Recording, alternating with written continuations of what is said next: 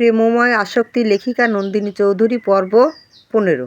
সময়ের প্রহর গুনতে গুনতে আর সবার দোয়ায় আল্লাহর রহমতে আদ্রিয়ানের জ্ঞান ফিরেছে। আদ্রিয়ানের জ্ঞান ফেরার পর রোদেলা, আরাব থেকে শুরু করে সবাই আল্লাহর কাছে শুকরিয়া আদায় করেছে। আদ্রিয়ান জ্ঞান ফেরার পর চোখ খুলে সবার আগে রোদেলাকেই নিজের কাছে পায়। রোদেলাকে দেখে ওর ঠোঁটের কোণে মুচকি হাসির রেখা ফুটে ওঠে।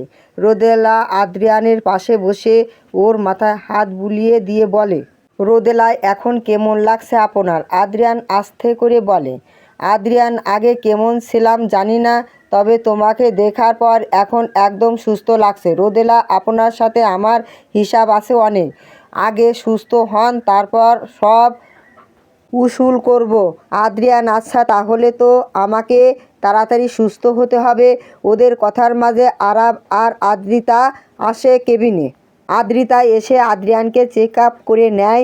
আদ্রিতা সব অল রাইট আছে, আর কোনো সমস্যা নেই। আরাব, হার্টে বা অন্য কোনো সাইডে কোনো সমস্যা হবে না তো? আদ্রিতা, আই হোপ হবে না, ইনশাল্লাহ।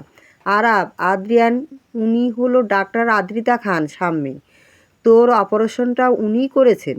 আদ্রিতার নামটা শুনে চমকে গেল আদ্রিয়ান। তার পুচকি বোনটার নাম তো ছিল আদ্রিতা। আদ্রিয়ানের নামের সাথে মিলিয়ে নাম রেখেছিল সে তার বোনের। আদ্রিয়ান আদ্রিতার দিকে তাকিয়ে বলে, আদ্রিয়ান, আমার বোনের নামও ছিল আদ্রিতা। ধন্যবাদ ডাক্তার। আদ্রিয়ানের কথা শুনে চমকানো আদ্রিতা। আদ্রিতা, আপনার বোন কোথায় এখন? আদ্রিয়ান, জানি না, হয়তো মারা গেছে, ছোটোবেলায় তাকে হারিয়ে ফেলেছি আমি। আদ্রিতা, ও আচ্ছা, ঠিক আছে, রেস্ট নিন। আর কোনো দরকার পড়লে নার্সকে জানাবেন, সে আমাকে জানাবে। রোদেলা, আমরা ওনাকে বাসায় নিতে পারবো কবে? আদ্রিতা, আজকেও নিয়ে যেতে পারো, যদি বাসায় ফুল কেয়ার করতে পারো তাহলে। রোদেলা, হ্যাঁ, পারবো আমি। আদ্রিতা, আচ্ছা, তাহলে হাসপাতালে কথা বলে নাও, আমি আসছি।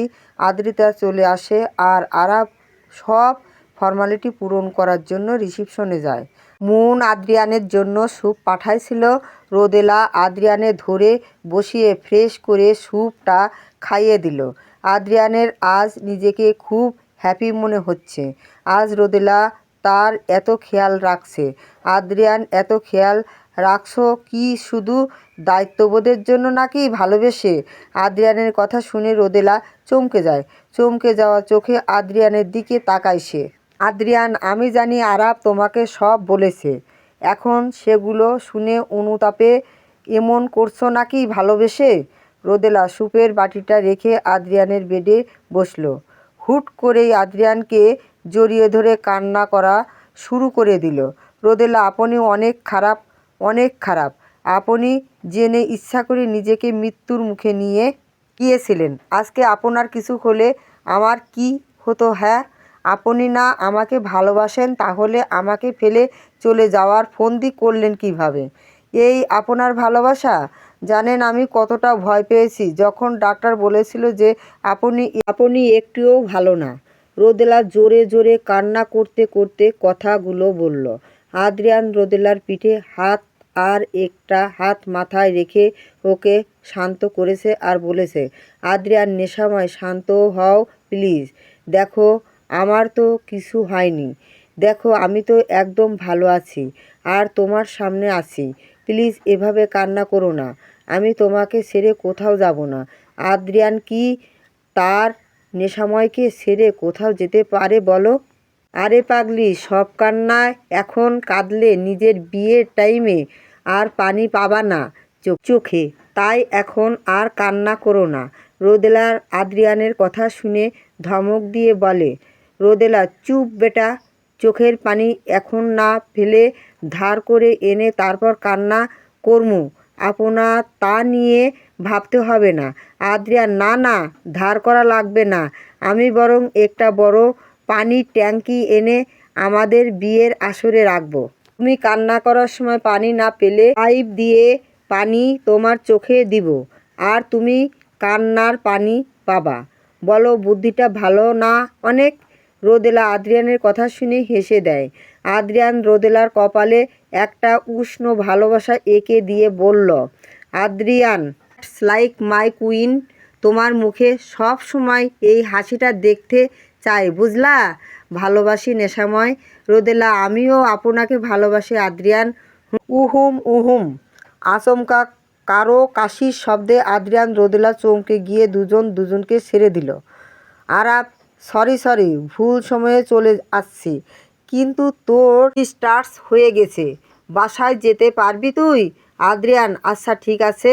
এরপর আরাপ রোদেলা আদ্রিয়ানকে নিয়ে বাসায় আসলো, সাথে একটা নার্স নিয়েছে ওরা, আর রোদেলা তো আছেই আদ্রিয়ানের জন্য। এদিকে রিয়া আর রাফসান এসেছে একটা রেস্টুরেন্টে। রিয়া রাফসান বসেছিল, তখন তাদের সামনে একটা ছেলে আসলো। রিয়া তাকে দেখে উঠে দাঁড়ালো। রিয়া, রাহুল, বাহ, বেশ ভালোই আছো, হবু বরকে সাথে নিয়ে আসছো, নিজের প্রেমিক সরি প্রাক্তন প্রেমিকের সাথে দেখা করতে। ভালোই আছো, কিন্তু আমার সাথে কেন এমন করলা রিয়া? আমি কি তোমাকে কম ভালোবাসেছিলাম বলো? তাহলে কেন আমার সাথে এমন করলা?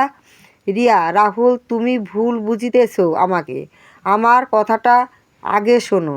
রাহুল, ব্যাস, আর মিথ্যা শুনতে চাই না। আমি এতদিন তোমাকে ভুল বুঝেছি, কিন্তু এখন আমি তোমাকে সঠিক তাই বুঝিতেছি। রাহুল রিয়ার কথা শুনতে নারাজ, তাই রাফসান উঠে গিয়ে রাহুলের কাছে এগিয়ে এসে বলে, রাফসান, মিস্টার রাহুল, আপনি হয়তো রিয়াকে ভুল বুঝে ওর কথাটা শুনতে চাইছেন না, কিন্তু আমার কথাটা তো শুনতে পারেন। রাহুল, বলুন কি বলবেন? রাফসান, এখানে বসুন, বসে কথা বলি। রাহুল রাফসানের কথা মতো বসলো। রাফসান রাহুলকে বলা শুরু করলো, রাফসান, আমার আর রিয়ার বিয়ে আমাদের পরিবার দিতে চায়।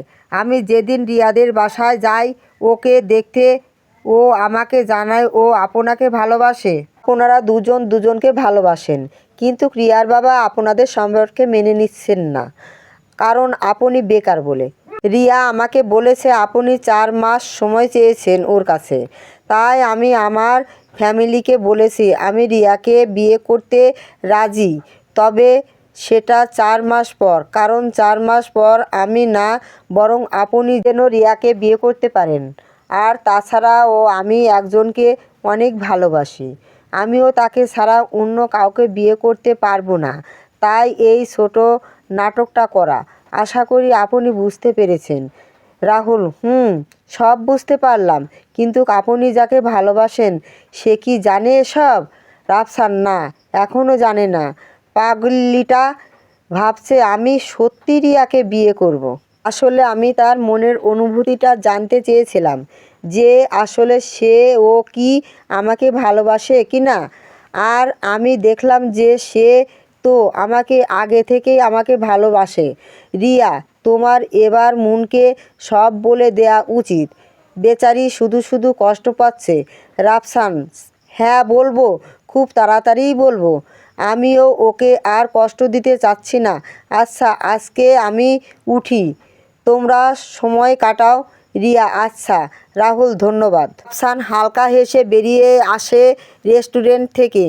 কাশু আর রুবা কলেজে এসেছে, নেক্সট উইক থেকে এদের এক্সাম, তাই নোটস কালেক্ট করবে ওরা।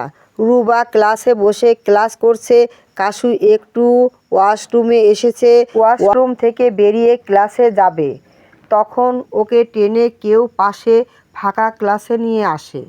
কাশফিয়া প্রথমে ভয় পেয়ে যায় এমন কাজে, পরে সামনে তাকিয়ে দেখে কাউসার দাঁড়ানো। কাউসারকে দেখে আরেক দফা আবার হয় কাশফিয়া, আপনি? কাউসার, হ্যাঁ আমি। কেন, অন্য কাউকে আশা করছিলে নাকি? কাশফিয়া, এভাবে এখানে নিয়ে আসছেন কেন? কেউ দেখলে কি ভাববে? কাউসার, আমার বউকে আমি নিয়ে এসেছি, সেখানে কার কি বলার থাকবে? কাশফিয়া, বউ কিসের বউ? দেখেন, বাজে কথা রাখুন আর আমাকে যেতে দিন। কাউসার, যেতে দিব, কিন্তু আমার উত্তর তো পেলাম না। কাশফিয়া, উত্তর কিসের উত্তর? কাউসার, ওই যে ওইটার। কাশফিয়া, আমার কাছে কোনো উত্তর নেই, আমাকে যেতে দিন কাউসার। ওকে তাহলে আমিও যেতে দিব না। কাশফিয়া কিভাবে এখান থেকে যাবে বুঝতে পারছে না। হঠাৎ কাশফিয়া চিৎকার দিল, ছাড়ো স্যার। ডাকটা শুনে কাউসার ভয় পেয়ে যায় আর কাশফিয়াকে ছেড়ে দিয়ে পেছনে তাকিয়ে দেখে কেউ নেই। কাউসার বুঝতে পারে কাশফিয়া মিথ্যা বলেছে। কাশফিয়া এই সুযোগে ভোঁদড়। কাউসার, এর ফল আমি নিব মিস কাশমিশ। আমার উত্তর তো আমি নিয়েই ছাড়বো। আদ্রিয়ানকে বাসায় আনার পর আরাফ বাসায় গেছে। রোদেলা রাফসানকে কল করে নিয়ে এসেছে আদ্রিয়ানের বাসায়। রোদেলা আদ্রিয়ানকে বাসায় এনে ফ্রেশ করিয়ে খাবার খাইয়ে মেডিসিন দিয়ে ঘুম পাড়িয়ে দেয়। তারপর রোদেলা নিজে ফ্রেশ হয়ে খাবার খেয়ে আদ্রিয়ানের পাশে বসে থাকে।